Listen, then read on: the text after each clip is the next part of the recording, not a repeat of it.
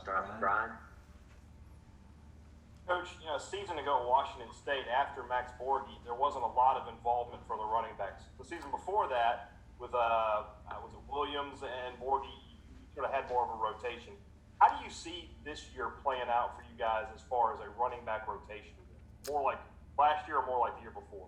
Yeah, depth is not a problem here right now, which has got me excited. You know, we have a great young core with some veteran guys as well. So, 2018 season is kind of a little more than I expect. A bunch of touches, a bunch of touchdowns, and kind of one of those things where each guy brings something different to the table. Can't game plan for just one guy, and it's something I look forward to. Ben? Hey, kind of in that realm, I know we've talked about it a little bit, but in terms of the fit of running backs in this system, I guess, can you just explain a little bit of what that fit is and why running backs do get as many touches as they do? Big thing with the air raid is just spreading the field, right? With our playmakers, getting the ball out in space, and just getting those guys those one-on-one opportunities. So we want the defense to defend sideline to sideline. So we want guys out in protection, so we don't actually block as much as you'd expect. One way of blocking a guy is actually releasing the back on a route instead, have somebody cover him. So when we do that and we use every yard of the field, every inch of the field, we like some of those advantages that we get with the running backs who, I'll biasly say, are some of the best athletes out there on the field. And let's get a one-on-one scenario and break some tackles and make people miss. And the crew that we have here is doing a great job doing that, catching every ball and keeping balls off the carpet, and that's kind of the standard. But again, yeah, it's just kind of attacking from all positions instead of kind of not utilizing some of your best weapons. Go ahead, Steve. Coach, I know that you and Kareem Walker, both Jersey guys, you kind of have that bond together. But what do you kind of see as his role this year, and what's he bring to the table? I'd say brings some veteran type of leadership, and kind of handles himself as a professional. He's been around for a while, kind of understands how fast the game's played, and kind of a utility guy at this point, and can pass protect and can get the ball downhill and working on his hands a little bit. But he's the guy that you like to have in the room, and he's a guy that's actually contributing on special teams a little bit, and he's working his way up the depth chart there as well. So really just kind of another veteran voice. Like I said, there's quite a few young guys that are some talented players that kind of need some guys like that to help them see the light a little bit. So I've been happy with Kareem.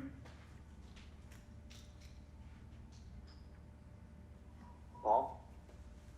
Coach, obviously it's been a weird year for everything, and this year doesn't count against anybody's eligibility. How much does that help not having to worry about, well, do we redshirt this guy or play in so many games, want to be careful about burning his redshirt?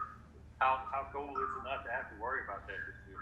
Yeah, you said it. I mean, super cool. It's a huge advantage, and a lot of times we always just said, let's play the best players, and that won't change, regardless of what class they're in. But it's nice to have a guy that might play as a young guy this season and then actually gets that year back, So it'll be fun to kind of roll guys through the lineup, and I think our special teams will, that'll be advantageous for them as well, so you don't have to worry about, keeping that year safe. So, yeah, there's some, it'll be a good youth movement, and a lot of guys will get a chance to see the field early.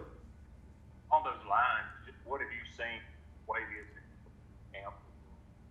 Yeah, Jaquavis and Dillon, two really good, young running backs, kind of different styles. Jaquavis is really, kind of a sharp cut guy that can, a lot of wiggle in his hips and change the direction, and real smooth, athletic. Dillon, super athletic for his size. He's powerful on top of it. Probably faster than you think for as big a kid as he is. So really, kind of a really good 1-2 punch. They picked up the playbook really well. Typically, the last thing for a running back to come in our offense is the protection, the scheme, some of those exotic blitzes, and guys come from the second level. But they're students of the game. They love football. They put in extra time, and it's showing up on the practice field. Ben?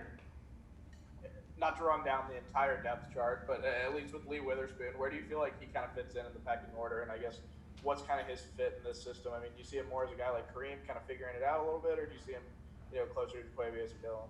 Yeah, with Lee, he's super consistent. That's the thing that you get with Lee. He's played some football, which gives him an advantage there.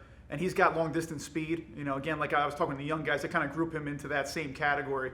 You know, if he gets a touch and we block it up right, I mean, he's gonna take it all the way to the end zone. So, and he's the same thing there with him. I mean, great personality, loves ball. He's all of our special teams as well. I think all our backs are at this point.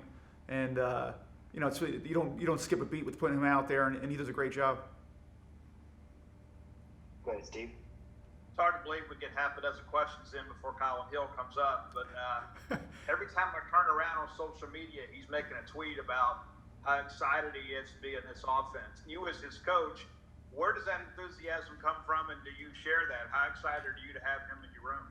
Yeah, no, it's fantastic. You get an athlete like that, and again, going back to the earlier point about matchups, you know, it's a problem for people. I think we put him out in an empty formation in the slot, you know, versus a linebacker versus a DB. I mean, he's going to either have the speed on somebody or he's going to have the power on somebody else.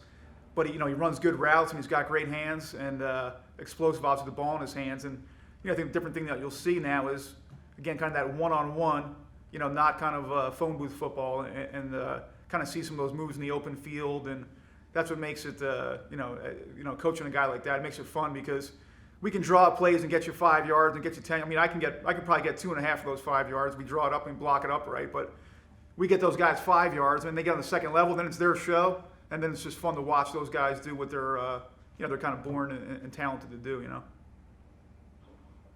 Go ahead, Paul. Coach, kind of along those lines with Eric.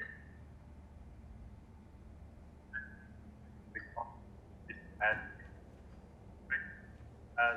how he's done in the passing game so far. Paul, can you hear me again? One time broke up on me there a little bit.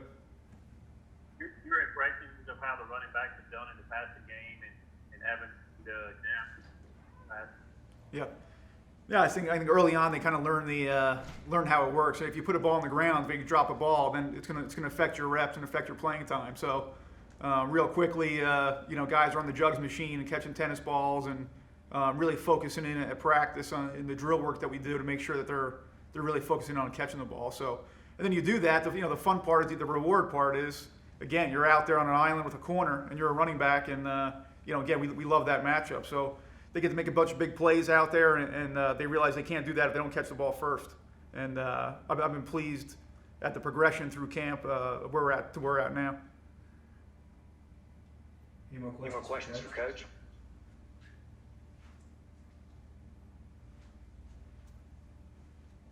All right. Thanks, Coach. All right, appreciate you guys.